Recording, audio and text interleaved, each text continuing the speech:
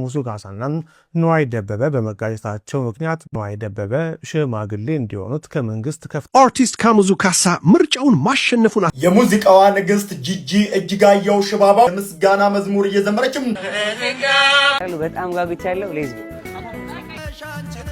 ጠቅላይ ሚኒስትራችን ዶክተር አብይ አህመድ ስጋ ለብሶ እየመራት ያለ ኢየሱስ ክርስቶስ ብየዋል። የእንግዳ ሰውንና የማራማይትን ለመጥቼ እውነታውን አልነግራችሁም። ሰላም ቤተሰብ እንዴት ናችሁ? ነው ያለው ክብሩ ይስፋ ጆሴፍ ነኝ። እንደተለመዱ በአዲስ ወቅቴና በአነጋጋሪ ቪዲዮዎች ተመልሼላችሁ መጥቻለሁ። ከእናንተ የሚጠበቀው እስከዚህ ቪዲዮ መጨረሻ አብራችሁ መቆየትና ለቻናል ደግሞ አዲስ ከሆናችሁ ላይክ በማድረግ ሼር በማድረግና ሰብስክራይብ በማድረግ ቻናል ቤተሰብ መሆኑ በተለይ አዲስ ሆናችሁ ሰብስክራይብ ማድረግ እንዳይረሳ። እስከዚህ ቪዲዮ መጨረሻ አብራችሁን ቆዩ። ሀሳብ አስተያየት ካላችሁ ኮሜንት ላይ ጻፉልኝ። ወደ ዛሬ ቪዲዮቻችን ትላንት ህመምና ብቸኝነት የተሰማው ዳኒ ዛሬ በስራ አጋሮቹ መካከል እንደ ንጉስ ከፍ ብሏል። የአርት ሰዎች ባደረጉት አስደናቂ የክብር ምሽት ጥበብ ውለታዋን መመለስ እንደምትችል በተግባር አሳይቷል። ትላንትና ራበኝ በሚል ቃል ውስጥ አርት ምን ያክል ዋጋ እንደምታስከፍል በአንድ ቃል ሺህ ሚስጥርን ያስተላለፈው አርቲስት ዳኒ ጢሞ ዛሬ ግን ቃል አጥሮታል። ቃላት ያለኝ ይመስለኝ ነበር፣ በቃ ቃል የለኝም። ዋጋ ያስከፈለችው ጥበብ ዛሬ በልጆቿ የሚገባውን ክብር ሰጥተዋለች። የእውነት ከልቤ ነው ደስ ያለኝ። ሰዎች በህይወት ሲለዩን ብቻ የሚመሰግኑባት ምድር ላይ በህይወት እያሉ ስላረከው ነገር ሁሉ እናመሰግናለን ብሎ እንደ ማክበር ደስ የሚያሰኝ ነገር ነው። ይህ ምሽት የአርቲስት ዳንኤል ብቻ አልነበረም፣ የኢትዮጵያ አርቲስቶች የአንድነት የፍቅርና የመደጋገፍ ትልቅ ማሳያ እንጂ።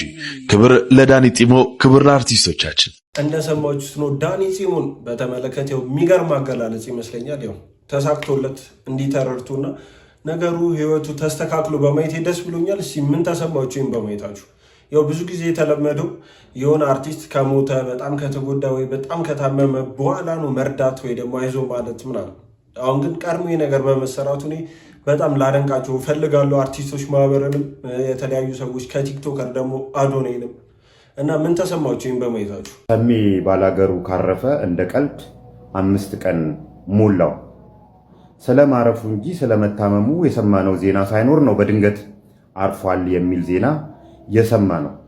ከማረፉ በፊት ሰይፉ ፋንታውንና አንድ ሾው ላይ ቀርቦ ክብደት ከመጨመሩ ውጪ ምንም አይነት በሽታ እንደሌለበት፣ ምንም አይነት ህመም እንደማይሰማው ነግሮን ነበረ።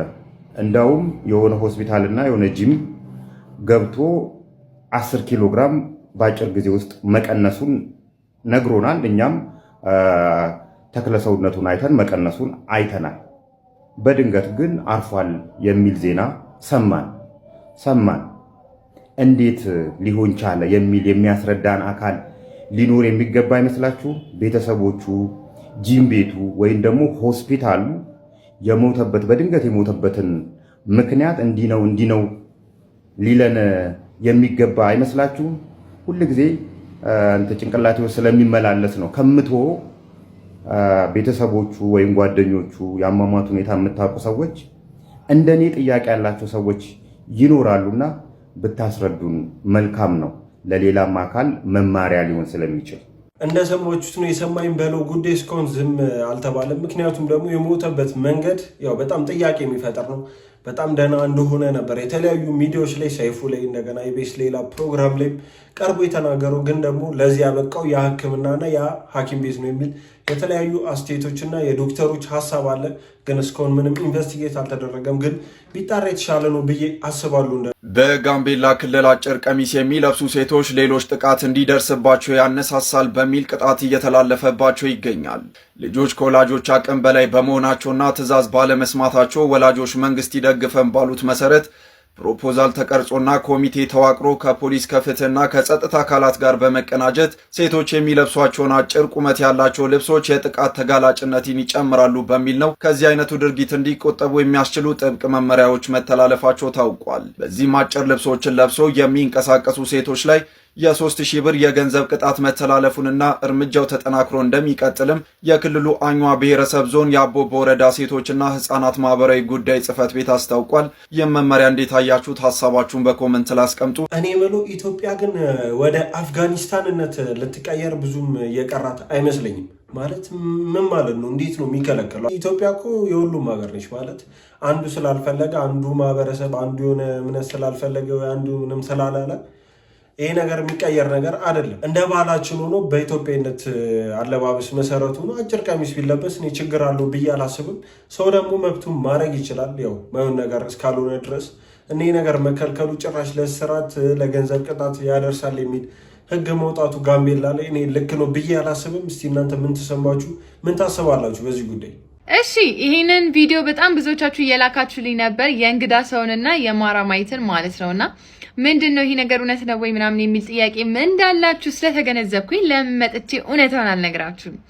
እኔ እንግዲህ የኔ ሐሳብ ምንድነው መሰላችሁ አንድ ታዋቂ ሰው ማለት ነው ታዋቂ ሰዎች ሪሌሽንሺፕ ውስጥ መሆናቸውን የሚያሳውቁባቸው በጣም ብዙ መንገዶች አሉ። አንዳንዴ ወጥተው ይናገራሉ በሶሻል ሚዲያቸው፣ አንዳንድ ጊዜ ደግሞ እንደዚህ አይነት ኢቨንት ላይ ምናልባትም ፊልም የሚመረቅበት ወይ ደግሞ ኮንሰርት ላይ ወይ የሆነ ሾው ላይ እጅ ለእጅ ተያይዘው ይወጡና ይናገራሉ በአክሽኖቻቸው ማለት ነውና እዚህ ጋር እንደምታዩት ኬሚስትሪው ሌላ ነው። ፕላስ ደግሞ የሷ ቀሚስ ከሱፍ ጋር ማች አድርጓል።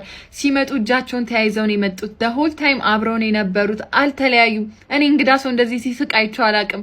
በጣም ደስተኛ ነው የነበረው። እና ደግሞ ሌላው ማለት ነው እንደ አንድ ቲፕ የምሰጣችሁ ነገር ምንድነው አንድን ሰው ታይፕ ለማወቅ ኤክሱን ሄዳችሁ እዩ ይባላል እና በጣም ብዙ ጊዜ አስተዋላችሁ ብዙ ሰው ኤክሱን የምትመስለዋን ነው ደግሞ የሚያገባው። አንዳንዴ ነው በቃ ከስንት አንዴ ነው ሰው ተቀይሮ ከኤክሱ ለየት ያለች ሴት የሚያገባውና ምናልባት በጣም ትራውማታይዝድ ሲሆኑ ሊሆን ይችላል። ኤኒዌይስ ግን ታይፑን የምትመስል ሴት ነች። በቃ ኤክሱን ትመስላለች። እኔ ፐርሰናሊ በጣም ተመሳስላብኛለች ናውዴይስ ስፔሻሊ ማለት ነው። ያው ኤክሱን ትናናት ማለት አይጠበቅብኝም። ለማንኛውም ግን እኔ ያርግላቸው፣ ደስ ይላሉ። አያቸው አሁን አብሮ ያምራሉና እርግጥ ከኔ ኤክስፔክቴሽን ውጪ ነው። እዚህ ጋር ደግሞ ሊስማት የሞከረበት ሞመንት ላሳያችሁ ፈልጋለሁ። አንዴ አንተ ብላ ሳቀችና እያሳፈረኝ እኮ ነው ብላም የተናገረችበት አለ። ያው ሊፕስ እንኳን ሳነባው ማለት ነውና ያርግላችሁ አይደለ? ደስ ይላል። ማንኛውም ሜኒ ስቴት ይሄን ይመስላል። እንግዲህ የእናንተን ደግሞ ኮሜንት ላይ መጻፍ ትችላላችሁ። እንግዳ ሰው ሀብቴና ማራሜታ ባታ ያው አይ ቲንክ በደንብ ግልጽ ሊያረጉልን የፈለጉ ይመስለኛል እና በጣም ብዙዎች እየተቀባበሉት ነበር እነዚህን ቪዲዮዎች እና ይህ ቪዲዮ ደግሞ የበለጠ ሁለቱን ነገር ግልጽ ያደርገዋል ብዬ አስባለሁ። እኔ የምለው እቺ ሴትዮ ቆይ ምን አድርጉ ነው የምትለን? ማለት እስኪ ቪዲዮን አንድ ያዳምጥና እንመለሳለን። ከዛ በፊት ግን ቪዲዮን ኮፒ ሊንክ ሼር አድርጉት። አንድ በጣም እርግጠኛ ሆኜ የምነግራችሁ ነገር ባለፉት 8 ዓመታት በኢትዮጵያ ውስጥ በመንግስት ምክንያት አንድ ጥይት አልተተኮሰም። እርግጠኛ ሆኜ ይሄንን ልነግራችሁ እችላለሁ። እና ወደ ሰማይ ነው ሲተኩስ የነበረው እያለች ነው። ምን ትላላችሁ? በኮሜንት እስኪ ሐሳባችሁ።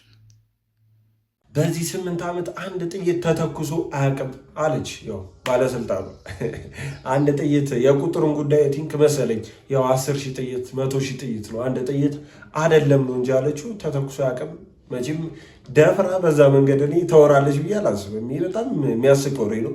ለዞም በመንግስት ደረጃና በባለስልጣን ደረጃ ይሄን ያለችው ያሳፈራል። የኢቢኤሱ ጋዜጠኛ ጌታሁን አሰፋ ምንድነው የገጠመው?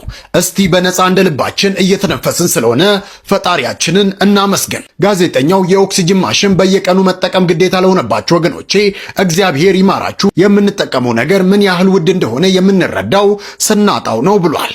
ጌታሁን ይህንን ያለው ታሞ አልጋ ላይ ሆኖ ሳይሆን በቻይና አንድ ከፍታ ያለው ቦታ ላይ ለጉብኝት በወጣበት ወቅት በቦታው የአየር እጥረት ስለሚያጋጥም ራሱን ለመደገፍ ኦክሲጅን እየተጠቀመ በነበረበት ቅስፈት የተሰማው እውነተኛ ምስጋናና እይታ ለማካፈል ነው። እኛ በየቀኑ የምናገኘው ኦክሲጅን እንደ ተራ እንመለከታለን። በእጃችን ያለን ነገር ምን ያህል ውድ እንደሆነ የምንረዳው ስናጣው ነውና ሁላችንም ፈጣሪያችንን እናመስግን። እንደሰማችሁት ነው ቪዲዮ በጣም አስተማሪ ይመስለኛል። ያው በነፃ ስንተነፍስ ቀላል ነገር ነው አርገን የምናስበው። በተለይ ታመመ ሰው እና ይሄንን ነገር የሚቸገሩ ሰዎች ነው ይሄን ነገር ተረድተው ያው ምንም ቢያጡ ፈጣሪ ስላኖርከኝ ጤና ስለሰጠኝ አመሰግናለሁ ተመስገን የሚሉት እንጂ አብዛኞቻችን በትንሹ ነገር በጣም ነው የምናማረው። ያው የተሰጠንን ረስተን ባጣነው ነገር በጣም ፈጣሪ እናማራለን። ኢቭን የለም የምንል ራሱ አለን። ያ ደግሞ ልክ ነው ብዬ አላስብም። ይሄ ቪዲዮ ያው ብዙዎችን ያስተምራል ብዬ አስባለሁ። እጅግ ጥብቅ የሆነ መመሪያ ተላልፏል። ካሁን በኋላ የቀን ስራ ለመስራት ሰርተፍኬት ያስፈልጋል ተብሏል። በኮንስትራክሽን ዘርፉ ላይ የምትሰሩ ሁላችሁም ባለሙያዎች ይህ ዜና ይመለከታችኋል። ከእንግዲህ ሰርተፍኬት የሌለው ማንኛውም ሰው ግንባታ ላይ እንዳይሳተፍ የሚከለክል አዲስ መመሪያ ሊወጣ መሆኑ ተሰምቷል። የከተማና መሰረተ ልማት ሚኒስቴር በኮንስትራክሽን ዘርፍ ላይ ያሉ ባለሙያዎችን ብቃት ለማረጋገጥ አዲስና አስገዳይ ስርዓትን እያዘጋጀሁ ነው ብሏል። ህጋዊ የሰርቲፊኬሽን ስርዓት ውስጥ ያላለፈ ማንኛውም ባለሙያ በየትኛውም የኮንስትራክሽን ስራ ላይ እንዳይሳተፍ ሙሉ በሙሉም ይታገዳል። ሂደቱ ሙሉ በሙሉ ህግ ሆኖ ለመተግበር ዓመታትን ሊፈጅ ቢችልም በአሁኑ ወቅት ግን ቅድመ ዝግጅቱና የተግባር እንቅስቃሴው በይፋ ተጀምረዋል። ለመሆኑ የአሰራር በኮንስትራክሽን ጥራት ላይ ምን ያህል ለውጥ ያመጣል ብላችሁ ታስባላችሁ? ሀሳባችሁን ኮሜንት ላይ አጋሩኝ። እንደሰማችሁት ነው የኢትዮጵያ እድገት እንትን ነው አዲስ ህግ ማውጣቱ ሆኗል። አሁን ላይ በተለይ 2 ዓመት የሚወጣ ህግ ብዛቱ እና ከዛ ህግ ማላንዱ ምንድነው ተሸካሚዎች እንደገና ደግሞ የቀን ስራ ሲሚንቶ የሚያቦኩ ተሸክሙ ወደዛ የሚያደርሱ ላይሰንስ ያስፈልጋቸዋል። መማር አለባችሁ። በእኛ በኩል ተምራችሁ ተመርቃችሁ ምናምን ይህን ስራ መስራት የምትችሉት መንገድ ነው የሚል ህግ ወጥቷል። እስቲ ምን ታስባላችሁ? ልትሸከም ስትሄድ እስቲ ወረቀትህን አሳይ፣ የተመረክበትን አሳይ ስትባል ከባድ ነው። ድሃ ለመሆን ራሱን ከባድ እየሆነ ነው። አርቲስት ካሙዙ ካሳ ምርጫውን ማሸነፉን አስታወቀ። በየካ ክፍለ ከተማ በብልጽግና ፓርቲ ለምርጫ ቀርቦ የነበረው አርቲስት ካሙዙ ካሳ በአካባቢው ነዋሪዎች ከፍተኛ ድምፅ ተሰጥቶት ማሸነፉን ይፋ አድርጓል። አርቲስቱ የምርጫ ውጤቱን ተከትሎ ለመራጮች ምስጋናውን አቅርበዋል። ታዋቂው አርቲስት ካሙዙ ካሳ በየካ ክፍለ ከተማ በተካሄደው ምርጫ ብልጽግና ፓርቲን ወክሎ በመወዳደር አብላጫ ድምፅ በማግኘት ማሸነፉን በይፋው የማህበራዊ ትስስር ገጹ አስታውቋል። አርቲስቱ ባስተላለፉ የእንኳን ደስ አላችሁ መልእክት ለምርጫው መሳካት ላደረጉት ድጋፍ የአካባቢውን ነዋሪዎችና መራጮቹን አመስግነዋል። እንደ ብልጽግና ፓርቲ ከፍተኛ ድምፅ በማግኘታችን እና በአካባቢው ማሸነፋችን ታላቅ ድል ነው ሲል የገለጸው አርቲስት ካሙዙ በድል አድራጊነት ስሜት ኢትዮጵያ አሸንፋለች የሚል መልእክት አስተላልፈዋል። እንደሰማችሁት ነው ካሙዙ ካሳ አመስግኗል። ስለተመረጠ ያው የምክር ቤት አባል ሆኗል። እንደቀልድ እኔ በጣም ጥያቄ የሚሆንብኝም የሚያስቀኝም ምንም አላመጣም በእርግጥ ብጠይቅም እና ደግሞ ከዚህ ጋር ተያይዞ ነዋይ ደበበ ካሙዙ ካሳ ላይ በጣም ቅሬታና ያው ሽማግሌ እስከ መላክ ደርሷል። ዘፈኑን ወስዶ አልሰጥም ብሎታል ሊያቀናበርለት የነበረውን እና ምን አለ ምን ተፈጥሮ ነው የሚሉን እስቲ አብረን አይተን እንመለስ። ነዋይ ደበበ በቀጣይ ሊያወጣ ባሰበው አልበም ዙሪያም ችግር እንደገጠመው ተሰማ። ነዋይ ደበበ የገጠመውን ነገር በሽምግልና ለመፍታት ጥረት እያደረገ እንደሆነም ሰምተናል። የዜማና የግጥም ደራሲ ድምፃዊ ነዋይ ደበበን የመጨረሻ አልበሙን ለአድማጭ ካደረሰ ዓመታት አስቆጥረዋል። ድምፃዊው አሜሪካን ሀገር በነበረ ጊዜ ጀምሮ ሲያሰባስብና ሲሰራ የነበረው የሙዚቃ ብዛት 40 እንደሆኑ ምንጮች የገለጹልን ሲሆን እነዚህ ስራዎችን የማቀናበር ኃላፊነቱን የተለያዩ የሙዚቃ አቀናባሪዎች ሲሰሩ ቆይቶ የነበረ ቢሆንም አሁን ላይ ግን የተለያዩ አቀናባሪዎች እጅ የነበረው ሙዚቃን ስብስብ ወደ ካሙዙ ካሳ እንዲገባ እርሱ ሲሰራቸው ቆይተው ነበር ያሉት የቅርብ ምንጮች፣ አሁን ላይ ግን ካሙዙ ካሳና ነዋይ ደበበ በመጋጨታቸው ምክንያት በካሙዙ እጅ ያሉ የሙዚቃ ስራዎችን አቀናባሪው ለነዋይ ለመስጠት ፈቃደኛ ሳይሆን ቀርቷል ተብሏል። በዚህ የተነሳ ነዋይ ደበበ ሽማግሌ እንዲሆኑት ከመንግስት ከፍተኛ ባለስልጣን ጀምሮ የተለያዩ አርቲስቶችን ወደ ካሙዙ ካሳ እየላከ እንደሆነ አውቀናል። እንደሰማችሁት ነው። አስባችሁታል? ነዋይ ደበበን የሚያክል ዘፋኝ ማለት ይሄ አሁን ለነዋይ ደበበ ካሙዙ ካሳ ማለት ተራሶ ነው ብዬ ነው የማስበው። እና የቲንካውን ባገኘው እውቅና እንደገና ባገኘችው ስልጣን እና በሚያውቃቸው በመንግስት ሰዎች ተማምኖ ነው መሰለኝ አልበሙን ወስዶ አልሰጥም ብሏል። ነዋይን የሚያክል ሰው ሽማግሌ ልኮ እባክህ አልበም ይሰጠኝ እስከሚል ይሄ በጣም ነው የሚያሳዝኑ የሚያሳፍሩ። ፈኩ ፈኩ አበቦቼ ከመስኩ ለመለም ወፎች ተሳሳሙ ዘማመሩ ዜማቸው ደስ አለኝ መምጣትሽ ሰምተዋል መሰለ አፈረች ጀንበሯ ምን አፈረች አንቺ ነሽ ምቹ ነሽ እናቱ ምን በታበየው ነው ውበቱን ኧረ እንዲያው መቹን ሸናቱ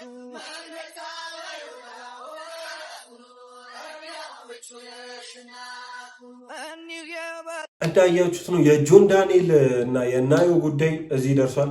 አይ ቲንክ እሷ እርጉዝ ነች የሚል አይነት መልእክት እያስተላለፈ ነው እሱና ደግሞ ትላንት ቤተሰቦቹ መጥተው ነበር። አባትዮም ለእሷ ያለውን ፍቅር አሳይቷል። ከጃኒ ጋርና ጆን ዳንኤል አብሮ በነበሩ ሰዓት ያው ቤተሰቡ ደስተኛ አልነበሩም እና በናዮ በጣም ደስተኛ ነው ሲሰማት ሲያቀፋት እና በዚህ ምክንያት ደግሞ ጃኒን ለመተቸት እየሞከሩ ያሉ ሰዎች አሉ። ግን ይሄ ነገር የሚገናኝ ነው ብዬ እኔ አላስብም በበኩሌ። የሙዚቃዋ ንግስት ጂጂ እጅጋየሁ ሽባባው ወደ ሚዲያ ተመልሳለች። ያመነ ሁሉ ዳነ አንተን አምኜ ምን ሁኜ አንተን አምኜ ምን ሁኜ። በርካታ የሙዚቃ አፍቃሪያን በጉጉት ሲጠብቋት የነበረችው የት ደረሰች እንዴት ሆነችም እኛን በሙዚቃዎቿ ፈውሳ እሷ ምን ሆነ ብለው ሲጠይቁላት የነበረችው ጂጂ ወይም ደግሞ እጅጋየሁ ሽባባው ከእህቷ ሶፊያ ሽባባው ጋር ሆነው አሁን እንደሰማችሁት አይነት የምስጋና መዝሙር እየዘመረችም ወደ ሚዲያ መምጣቷ ብዙዎችን ያስደሰተ ሆኗል። መዝሙሩን፣ ዝማሬውን፣ የምስጋና መልእክቱን አድምጡት። ወደ ብርሃን የመራን ሰማያዊው ሰማይ ሩቅ ይመጣል ጌታ በመላእክት ታጅቦ በጸጋ በእልልታ አንተን ያመነ ሁሉ ዳነ አንተን ያመነ ሁሉ ዳነ ያንተን አምኜ ምን ሆኜ አንተን አምኜ ምን ሆኜ። እንዳያችሁት ነው ጂጂ እኔ በጣም የደነገጥኩትም የገረመኝም በማየትም ደስ ብሎኛል። ማለት እምነት ቀይራ ፕሮቴስታንት ሆናለች። ከዛ ደግሞ መዝሙር እየዘመረች ነው። ኢቭን መዝሙር ልትወጣ ትችላለች የሚል መረጃዎች እየወጡ ነው። እስቲ ስላያችኋት ምን ተሰማችሁ? እምነት መቀየሯስ ምን እንድታስቡ አረጋችሁ? እና አስተያየታችሁን እንፈልጋለን። ኮሜንት ላይ ጻፉልኝ። ድሃ እስከ ሀብታም ሀገራት አስገራሚ ተፈጥሮ ያልተወራላቸው ቦታዎች ምን አስለፋችሁ ያልረገጠው ምድር ያላሳየን ኤክስፒሪየንስ የለም። እሱ የብዙዎችን አይን የከፈተ ለብዙዎች የዩቲዩብ ስኬት መንገድ የሆነ የመንገደኛው ንጉሥ አቤል ብርሃኑ የወይኗ ልጅ ነው። በአንድ ጀምሮ ሚሊዮን ተከታዮችን ያፈራ በአቀራረብና በስነ ስርዓቱ ምቹ መሆኑን ማንም ይመሰክርለታል። አቤል የወይኗ ልጅ ዛሬ ሌላ ትልቅ ታሪክ ጻፈ። ለ10 ዓመት የሚቆይ የዱባይ ጎልደን ቪዛ ተሸላሚ ሆኗል። ጎልደን ቪዛ ማለት ለዓለም ታላላቅ ባለሀብቶች፣ ኮከብ አርቲስቶችና ተጽዕኖ ፈጣሪዎች ብቻ የሚሰጥ ያለ ክፍያና ያለ ስፖንሰር በዱባይ በነጻነት የመኖርንና የመስራት ታላቅ መብታል። ይህ ዕድል ለሀገራችን ልጅ ለአቤል ብርሃኑ ትልቅ ክብርና ኩራት ነውና እኛም ደስ ብሎናል። አቤል እንኳን ደስ አለ። ካለበት በላይ እንድትደርስ መልካም ምኞታችን ነው። ሁሌም ወደፊት። አቤል ብርሃኑ እስቲ እንደኔ የሚወዱ በጣም ከሚመቸኝ ዩቲዩበሮች በተለይ ብሎገሮች ለእኔ እሱ አንደኛ ነው። አቤል ብርሃኑ ሰይፉ ፋንታሁን ሾው ላይ በየሳምንቱ እየቀረቡ የምናያቸው ሴትና ወንድ አርቲስቶች የኑሮ ልዩነት ግን እያያችሁ ነው። ሙሉዓለም ጌታቸው የፊልም ኢንዱስትሪ ወንዶችን ይበላል፣ ሴቶችን ያበላል ብሎ ነበር። በእርግጥ ይህ አባባል ትክክል ነው? አሁን ባለው የፊልምም ሆነ የቲያትር ኢንዱስትሪ በሞት አፋፍ ላይ እንዳለ ይሰማኛል። አሁን ላይ የሚወጣ ፊልሞች የሉም። የሚወጡ ፊልሞች በጣም ሬር ናቸው። በዛ ላይ የሚሳተፉም አርቲስቶች አርቲስት እንኳን የሚለው ትንሽ ጥያቄ ምልክት ውስጥ ይቀመጥልኝ። ወጋየሁ ንጋቱን አርቲስት ባልንበት አፋችን ሌላውን ምን ማለታችን ትንሽ ይከብዳል። ኤኒዌይ ግን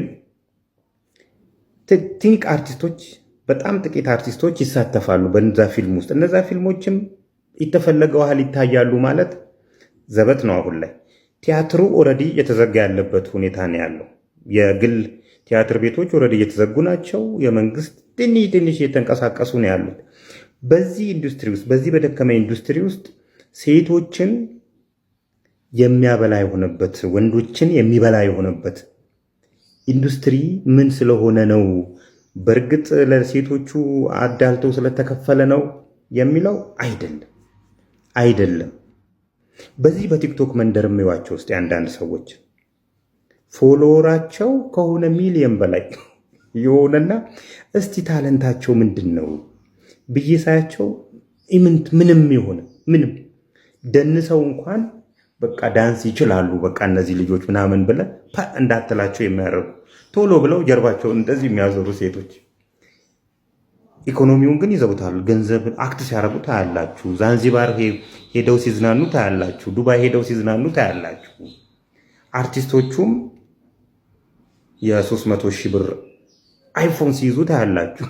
እና ምንጩ ምንድነው ብዬ ሁሉ ጊዜ ጥያቄ አለብኝ። ባይዜ እነዚህ ወደኔ ኮንተንት ላንጣውና እነዚህ ሌባ ባለስልጣናት፣ ገንዘብ ያካበቱ ባለስልጣናት የግል ፍላጎታቸው መጠቀሚያ አርገዋቸው ይሆኖይ የሚል ጥርጣሬ አለኝ። ጥርጣሬ በጣም እንዳጠናክረው የሚያደርገኝ ደግሞ ሴቶች አርቲስቶች አሁን ላይ ሲፋቱ ታያላችሁ።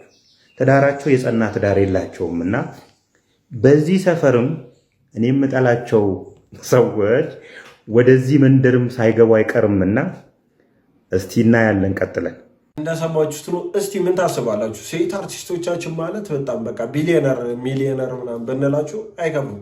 ያው ላይፍ ስታይላቸውን ቲክቶክ ላይ ኢንስታግራም ላይ እንደምናየው ነው። ኢቨን የሚለብሱት ልብስ፣ የሚሰሩት ስራ፣ የሚነዱት መኪና ያስደነግጣል።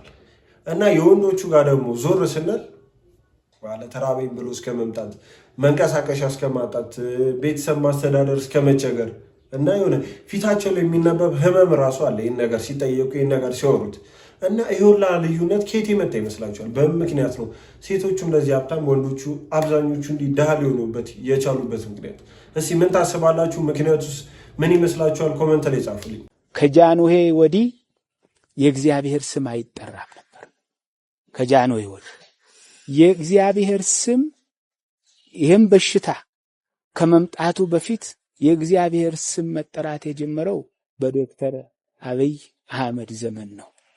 በዚሁ ላይ እንዳለ ሁሉ እግዚአብሔርን የማያውቀው ሁሉ እግዚአብሔርን የፈለገበት ጊዜ ስለሆነ የእግዚአብሔርን ስም እንጠብቅ፣ እግዚአብሔርን ስሙን እንጥራ። ከውሸተኛ ሚዲያዎች ያልሆነውን ሆነ ብለው ከሚያወሩ፣ የህዝብን አይምሮ ከሚረብሹ፣ የመንግስትን ስራ ከሚያበላሹ፣ የሰውን ገጸ ባህሪ ከሚያበላሹ ሐሰተኛ ሚዲያዎች ራሳችንን ጠብቀን እየተረዳዳን እየተፈቃቀርን ለወንድማችን እየቆም ዘመኑን እንድንሻገር አባታዊ መልእክቴን አስተላልፋለሁ። የተዋህዶ ልጆች ይህንን ቪዲዮ ሼር፣ ኮፒ ሊንክ ብታደርጉልኝ በጣም ደስ ይለኛል። በመቀጠል ግን እውነት ለመናገር ለዚህ ነው እግዚአብሔር አልታረቅ ያለን። እውነትን ቃል የሚናገር ትልልቅ ሰው ስለጠፋ፣ ለሐቅ የሚቆም ሰው ስለጠፋ ነው እግዚአብሔርም አልታረቅ ያለን። ማለት እርሶ ምንድነው አሁን ፖለቲካ ነው እያወሩ ያሉት ወይስ ስለ ሃይማኖት ነው ምናምን ተብሎ እንዳይታሰብ ምን ግራ የሚገባ ነገር ነው። እውነት ለመናገር ፖለቲካ ነው ይሄ እንጂ እውነት ስለ ሃይማኖት የገደደው የሚገደው አባት በዚህ ደረጃ ይናገራል ብዬ አልጠብቅም እኔ በራሴ። ምክንያቱስ ደግሞ ምንድነው ካላችሁ እንደ ኢትዮጵያ ሕዝብ እኮ ማለት ነው በተለይ ደግሞ እንደ ኢትዮጵያ ኦርቶዶክስ ተዋህዶ ቤተክርስቲያን ይሄን ሰውዬ አንዳንዶቹ እንዲሁም በጣም እዚህ ሶሻል ሚዲያም ላይ ስቃወማቸው የነበሩ በውስጥም ማቃቸው ልጆች ላይ በጣም ስጠላው የነበረ ቃል አለ። ሙሴና አሮን እያለ እኮ አጨብጭቦ የተቀበለው ሕዝብ እኮ ነበረ። ግን አጨብጭቦ የተቀበለው ምዕመን ላይ እኮ ነው አሁን እንደ በግ እየታረደ ያለው። ክርስቲያኑ ሌላ ምክንያት አለው ወይ? እግዚአብሔርን ስመ እግዚአብሔርን ከመጥራት ውጪ ሌላ ዓላማ አለው ወይ? ኦርቶዶክሱ ብቻ ተነጥሎ ኢትዮጵያ ውስጥ እኮ ይሄው ስንትና ስንት ዓመት እሱ ብሎ ከመጣ ጀምሮ ከጫፍ እስከ ጫፍ እኮ እንደ በግ እየታረደ ደሙ የሚፈሰው እኮ ይሄ ስመ እግዚአብሔር የሚጠራ ምዕመን እኮ ነው። እንዴት ማለት እኔ አይዱኑ ማርያምን በጣም ከጭንቅላቴ ማለት በቃ ስሰማቸው ጭንቅላቴ መሸከም ያቅተኛል። እንዴት ነው ሰው በዚህ ደረጃ ማለት እንጃ እረኛ ለሆነው ምዕመን እንዴት ነው ሞት እየተፈረደበት እሱ ግድ የማይለው ሰው? ፖለቲካ እኮ ይቀራል። እዚህ ምድር ላይ ሁሉ ነገር እኮ ትቀራለች። እማትቀረው ሰማያዊ ቤታችን ናት። እዛ ጋር ቆመን እንደው አብይ እኮ አድኖትም ክርስቶስ ፊት ሲቆም አያድንም። ፖለቲካ አያድንም እኮ ወገኔ። እኔ እንዴት ነው ግን ጭፍን አመለካከት ይኖረን እንዴ? እንዴት ነው ሰው አይኑ እያየ ጆሮ እየሰማ በንጹሃን ላይ የዚህን ያህል ግፍ ቤተክርስቲያን በዚህ ደረጃ እስኪ የትኛው መንግስታት አሁን እኛ እንኳን ከምናቀው እኛ ከደረስንበት እንኳን መሪዎች የቱ ጋር ነው አብያተ ክርስቲያናት እኔ እንጃ እንደው በቁጥር እንኳን ቢሰላ ስንትና ስንት አብያተ ክርስቲያናት ናቸው እንደ ጧፍ የነደዱት በአደባባይ ያየን ክቡር የሆነ የሰው ልጅ እንደ በግ የታረደበት ካህን በጥፊ የተመታበት ዘመን የቱ ጋር ነው እስኪ አሳዩን ይሄንን አይናችሁ ያየ ፍጥጥ ብላችሁ ፖለቲካ ውስጥ ገብታችሁ የህዝቡን እውነታ የህዝቡን እንባ ለመደበቅ የዚህን ያህል መጣር እኔ እንጃላቅ እኔ አላቅ አረ ስለነገ እናስብ አረ ትልልቅ የተባለ ሰው እንዴት ነው በዚህ ደረጃ የሚወርደው በመድኃኒዓለም እኔ እንጃ እኔ ጭንቅላቴ መሸከም ከምችለው በላይ ነው የሆነብኝ ማርያምን እዚህ ላይ ቢቻልና ብንለጥፈው ክቡር የሆነ የሰው ልጅ እኮ ነው እየታረደ ያለው ክቡር የሆነ የክርስቶስ መቅደስ እኮ ነው እንደ ጧፍ እየነደደ ያለው በየቦታው እንዴት ነው ይሄም ሰውማ አረ እኔ አላቅ በስማ አዶናይ የሰራውን መልካም ነገር አይታችኋል ወይስ አላያችሁ ወይስ ባላየላሽ ነገር ነው ውስጣችሁ የሚጠማው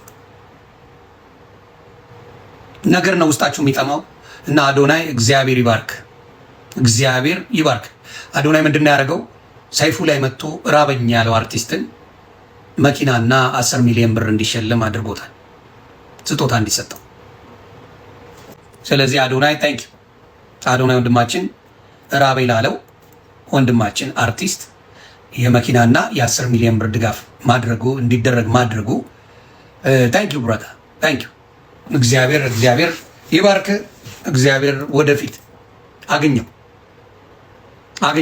በጣም ድንቅ ስራ ነው እንደዚህ እንደሰማችሁት ነው እውነት ነው አዶናይ ምስጋና እንደሚገባው ያለ ተሰጥቶታል ብዬ አላስብም ያው ለብዙ ሰው የደረሰ ልጅ ስለሆነ እነዚህ ያው ምስጋና ያስፈልጋል ብዬ አስባለሁ እኔ አስመሳይ ሰው አልወድም ባይዘው እኔ አስመሳይ ሰው ወደ ድባይ የተደረገለትን የሚረሳ ሰው የተሆነለትን የሚረሳ ሰው አልወድም ይሄ እኔ ማንነት ነው ባይዘው መልካም ልብ ያላቸው ሰዎች ጥሩ ልብ ያላቸው ሰዎች የገፉ ሰዎች ከዛም እንዳልገፉ የሚያስመስሉ ሰዎች ያችን አንድ ናት በእርግጥ ግን ባላሰብነው መንገድ አስባችሁ በደጋፊዎቻችሁ ያደረጋችሁኝን እያንዳንዳችሁ አርሳላችሁ እያንዳንዳችሁ እህቴ ቤታን ቢሆን ረስቼላት አይደለም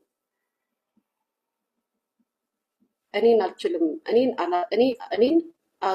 እኔ ሳቅታችሁ አፍ ያልፈታችሁ ልጄ ላይ ተናገራችሁብኝን እያንዳንዳችሁን አርሳላችሁ መረሳላችሁ ምናምን እየመሰላችሁ ነው አረሳላችሁ ሳልነካችሁ ለእናንተ ጥሩ ልብ ኑሮኝ ለእናንተ ቁሜ ለእናንተ በማያገባኝ ነገር ውስጥ ገብቼ ብዙ ነገር አድርጌላችሁ የኔን ነገር እንደ ቀላይታችሁ ደጋፊ ስለበዛ ነው ደጋፊ ስለበዛ አይደለም የምትጣሉ ሰዎች ጋር ከምትጣሉት ሰዎች ጋር አብሬ አላሽቃብጥም እንዲገባችሁ ስለዚህ እህቴ ቤታዬ እንኳን ጀመርሽ ተጣሪው ያ እንዴ ጋይስ እኔ ተሳድቤ አላቅም እኔ ተናግሬ አላቅም ከዛም በኋላ ደግሞ ካሁን በኋላ እንዳትሳደቡ እሺ ትእዛዝ ሲሰጣቸው ያቆማሉ ትእዛዝ ሳይሰጣቸው ሳይቀር የኔ ልጅ ትሰደባለች አሁን ስሰድቢያት አይደለም ዘግዝቀሽ ፎቶዋን ቀዳደሽ አቃጥለሽ ለምን አትነገሪያትም ልጄ አይ ዶንት ኬር ስለዚህ መልሴ ይሄ ነው ስለዚህም ላስመሳይ ሰዎች ደግሞ መልሴ ነው ትቶቼ በአንድ ወር ልዩነት ሞተው እንደ ማንኛውም ኢትዮጵያዊ እንደሚያዝነው ቤተሰቡ እንደተለየበት አሳልፌያለሁ ከዛም ደግሞ አባቴ ሽማግሌ ነበር እሱን መንከባከብ ነበረብኝ እሱም ብዙ አልቻለም ከአንድ አመት በኋላ ሞተ በህይወቴ ግን በጣም ስሜቴን ጎዳው የባለቤቴ ሞት ነው በ13 አመቷ ነው ማቃት ህፃን ልጅ ነው እኔ እነሱ ግቢ ውስጥ እየተጫወትኩ ነው ያደግኩት በአንድ ቀን ውስጥ ነው የሞተችብኝ እኔ ደብረ ዘይት ስራ ነበረብኝ እንጀራ ምናምን እየጋገረች ነበር ልብስ ማግታ ስልክ ደውላ በጣም አሞኛል አለች መጣሁ ያመኛል እባክህ ምን እንደሆነ አላውቅም አለች 12 ሰዓት ላይ ነው የሆነው ሐኪም ቤት ሄድኩኝ ሐኪሞቹ ብዙ ሞከሩልኝ በጣም ብዙ ሁለቱም ኩላሊቷ ነው ቆመው የኔን አንድ ኩላሊት ለመስጠት ሞክሬ ነበር። ብዙ ሞክሬ ነበር። አመለጠችኝ። የልጅነቴ ናት። 27 ዓመት ነው አብራኝ የኖረችው። እኔ እነሱ ግቢ ውስጥ ነው ብዬ እየተጫወትኩ ያደግኩት። አሁንም ድረስ የሷ ሐዘን አለብኝ። የ27 ዓመት ጓደኛዬ ናት። ከልጅነት እስከ እውቀት አንድ ልጅም አልወለደችልኝም። ብዙ ሞክረን ነበር። የሷ ሐዘን በጣም ነው የሚያሳዝነኝ። ማለት ይህን ታሪክ ተሰምቶ ማንም ምንም አልመሰሉም፣ ማንም አልተቀባበሉም እና የሆነ ህመሙን ፊቱ ላይ ታዩታላችሁ። እህቱን፣ ሚስቱን፣ ቤተሰቡን በዚህ ያህል ጊዜ ልዩነት ማጣት ምን ያህል ከባድ እንደሆነ ያው መገመት አይከብደኝም እና በጣም ነው ያሳዘነኝ። ዳሜ መኪና እየነዳ እግዚአብሔርን ይሄን የመሰለ መልክ እሺ፣ በእግሬ እንደዚህ ዝናብ እየዘነበብኝ ነው የምሄደው። በጣም ያዘንኩት ጌታ፣ በጣም ያዘንኩት ዮኑ ይሄ መሰለሽ ልጅ እግዚአብሔርን እንደዚህ ያርገን ጌታ ካጠገብ ያሉ ሰዎች ማለት ነው።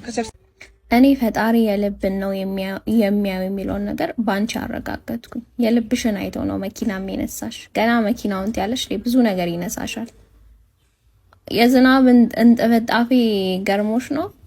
ጎርፍም እንኳን ሊወስድሽ ይችላል። በዚህ አስተሳሰብሽ ማለት ነው። እናንተ ይሄ ቪዲዮ ማለት ለእናንተ ለወንዶች ነው። እነዛ ውበት አድናቂዎች ውበት ብቻ የምታደንቁ ይኸው እንደዚህ አይነት አይምሮ ነው ያላቸው። ቀፎ የሆነ አይምሮ፣ ዲሲፕሊን የሌላቸው ምን መናገር አለብን መናገር የለብንም ብለው የማያስቡ በውበታቸው ብቻ ፕራውድ ሆኖ በቃ አይምሯቸው ያልተማሩ ማለት ነው። መቼም ብትማሪ እንደዚህ አይነት ነገር ካፍሽ አይወጣም ብዬ አስባለሁኝ። አንቺን የፈጠረሽ አምላክ ነው እነሱንም የፈጠረው አይደለ? ባይዘው በዚህ አጋጣሚ ልንገርሽ፣ ውበትሽ ምንም አያረግልሽም። እድልሽ ይመር። እድል ስለሌለሽ ነው በቸርኬ እየሄድሽ ያለሽው። እድል ላላቸው ሰው ላይ ደግሞ እና ማለት የለብሽም። ባይሆን ከቸርች እየወጣሽ ነው። ቸርች የምታዘወትሪ ከሆነ ማለት ነው። ባይሆን በደንብ አድርገሽ ጸሎት አድርጊ። ለነሱ የሰጣቸውንም ለኔ መስጠት ትችላለህ፣ አንተ ምን ይሳናል ብለሽ በንጹህ ልብሽ ጸሎት አድርጊ እንጂ ይሄ እንዴት ነው? ውይ ብቻ ያስጠላል። እውነት ቃል አጣውልሽ፣ ይዳብራል።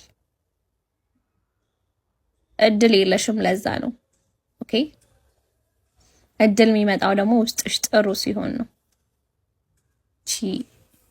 ጠቅላይ ሚኒስትራችን ዶክተር አብይ አህመድ ስጋ ለብሶ እየመራት ያለ ኢየሱስ ክርስቶስ ብየዋል። እሷ የሰጠችውን በለስ እያኘከ አልዋጠም። ልውጥ ስል አስታወስ። ወጣ መልሶ አወጣ። እዚህ ጋር አበጠች። አሁን አበጠች። አሁን ያለችበት ምልክቱ እሱ ነው። የሴቶች ግን ውጣውታል። የሴቶች እሷ መጀመሪያ በልታ ነው ያበላችው። ስለዚህ ወጥ እነሱ ያያ ስጋ በልተህ ታውቃለህ? አላውቅም። አይተህ ታውቃለህ? አላውቅም። የበላም ትመስለኛለህ። ያያ ስጋ በምንድን ነው የሚለየው? ያያ ስጋ ልክ ትሪ ላይ ታስቀምጣለህ አይደል? እንቀጠቀጣል። ምን ይላል? ወዴት ነው የሚለው? አመዳመድ ወደ አፈርጣ ላይ ለመውደቅ ማለት ነው። ለመውደቅ ከትሪው ላይ ለመውደቅ እንቀጠቀጣል። ልክ መሬት ላይ ስታስቀምጥ ጸጥ ይላል። ያያ ስጋ በልተው አልጋ ገብተህ ስተኛ አልጋ ላይ ይደብራል። መሬት ተኛ ይላል። ፈንድቶ የምሞተው እሱም ባይዘው በቅርብ ጊዜ ፈንድት ብሎ ስጋው ለሳጥን ራሱ በማይበቃ ፍንድት ብሎ ይሞታል።